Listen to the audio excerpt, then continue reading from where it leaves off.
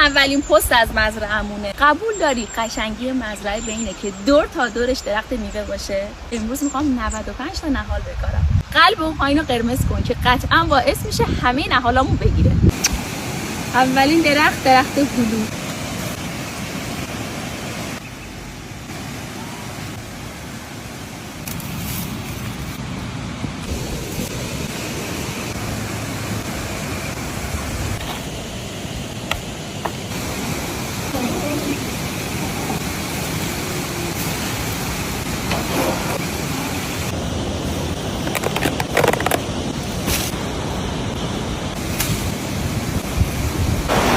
درخت والنسیا رو کاشتیم، پرتقال تابستونه.